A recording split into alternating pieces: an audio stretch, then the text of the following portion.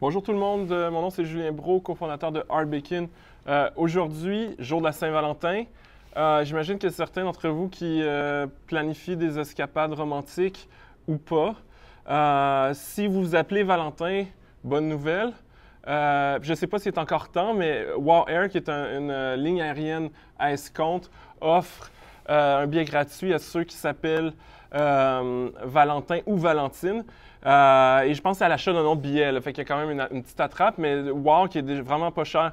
Je me souviens, j'avais déjà fait un aller-retour Montréal-Berlin pour 400 $ avec WOW. Donc, une ligne aérienne, justement, escompte qui fait encore baisser les prix dans une industrie où il n'y a pas beaucoup de profit. Puis bon, vous me voyez venir. Aujourd'hui, on va parler des lignes aériennes et c'est une business qui est très, tu sais, quand je parle d'investissement qui décoiffe, qui est très tu sais, à coupe-gorge, si vous me permettez l'expression. Il y a beaucoup de faillites. Air Canada avait fait faillite en 2003. American Airlines a fait faillite. Ils se restructurent toujours, mais pour les actionnaires, à chaque fois qu'il y a une faillite, ils perdent tout leur argent. Et une des raisons, c'est qu'une grosse partie de la valeur d'une compagnie aérienne repose dans des appareils qui peuvent être pris dans un autre pays. Puis on l'a vu avec Norwegian, qui est une espèce de discount airline en Europe. Je pense qu'ils ont arrêté justement hier de voler en Amérique du Nord. Je pense qu'il y avait des vols dans les Antilles. Et qui a eu un avion qui était pris en Iran avec toute une histoire dans laquelle je ne rentrerai pas parce qu'on ne pourra pas parler de stock de lignes aériennes. Fait qu'on va aller regarder une coupe de stock. On va commencer par Transat, qui en termes de transporteurs, est une espèce de... C'est pas une nouvelle génération d'escompteurs à la Ryanair, à la WOW. Ils sont un peu plus chers, mais ça reste quand même... Quand je vais à Paris, souvent, c'est les moins chers. Peut-être que maintenant, avec WOW, Transat est moins compétitif. Et là, tu vois, ils font très peu de profit. Un ratio court-bénéfice de 54. Ça, c'est horrible. Déjà que c'est une industrie, selon moi, plus risquée. Donc, jamais à cette valorisation-là, Transat, je me sauve en courant. Pas besoin de voir c'est quoi le rating des analystes.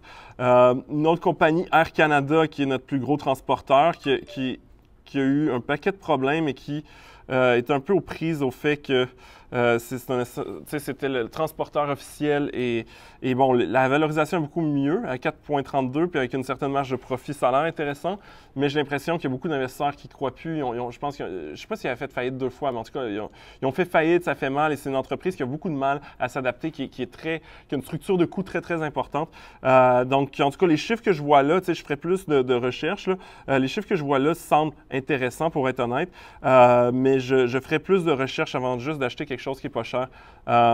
Une ligne que j'aime bien, qui est Southwest Airlines aux États-Unis. C'est un modèle, justement, quand je parle d'escompteurs, ils volent principalement à l'intérieur des États-Unis. Se sont fait connaître en donnant des grosses bouteilles, je pense, de 26 onces de whisky pour chaque billet acheté. Donc, c'est une ligne aérienne qui a un sens de l'humour. Je pense que son PDG, à un moment donné, avait fait un concours de tir au poignet pour déterminer qui avait le droit d'utiliser un slogan dans l'industrie de l'aviation. Donc, et c'est une entreprise qui a toujours été profitable. Une des raisons pour laquelle j'aime Southwest, c'est que l'industrie aérienne est très cyclique. Quand ça va mal, les lignes aériennes perdent de l'argent. Southwest, je pense qu'ils n'ont pas posté de pertes depuis les années 70. Peut-être qu'il y a eu une année de perte récemment là, que j'ai manqué, mais honnêtement, c'est une entreprise super bien gérée. Ils volent principalement dans les aéroports de seconde zone, donc et tous leurs appareils sont les mêmes, donc structure de coût très basse. Puis un ratio court-bénéfice de 13. Donc, tu sais, on paye plus qu'Air Canada, c'est clair, mais on investit dans une entreprise qui a un super track record d'être gérée et d'avoir une excellence opérationnelle. Sinon, il y a American, tu sais, qui a sorti de la faillite il y a quelques années, puis qui a fusionné avec United. Donc, je pense qu'aujourd'hui, American est probablement le plus gros et le plus profitable transporteur aux États-Unis. Pourquoi je ne trouve pas American Airlines Group? OK, on va regarder qu'est-ce que ça donne.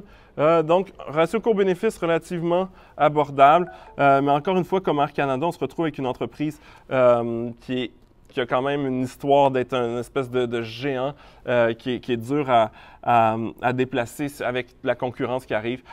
Donc, je suis pas...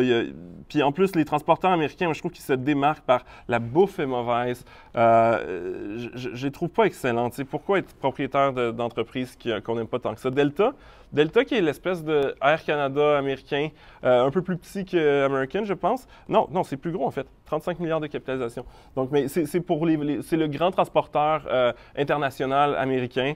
Ressemble à Air Canada. C'est pas si mal, mais c'est pas très bien. Un ratio coût-bénéfice pas mal bas, un bon dividende. Mais le problème, c'est quand on tombe en crise, les gens volent moins, les premières classes disparaissent et ces compagnies-là retombent dans le rouge. Donc, faites bien attention quand vous investissez dans les lignes aériennes. Et selon moi, l'avenir est plus du côté de Southwest que de Delta, même si, bon, c'est pas le même marché qui desservent.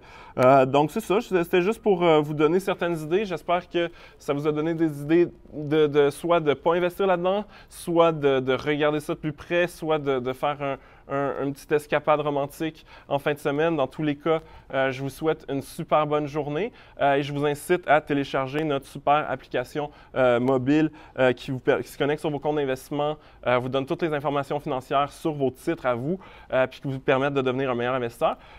Et finalement, si vous n'avez pas déjà commencé à investir en bourse, je vous invite à aller sur arbekin.ca/Desjardins et il y a une offre pour vous pour commencer à investir en bourse 100% gratuitement avec notre application, notre cours en ligne sur l'investissement, puis pas de frais de gestion du côté de Desjardins. Donc sur ce, bonne journée.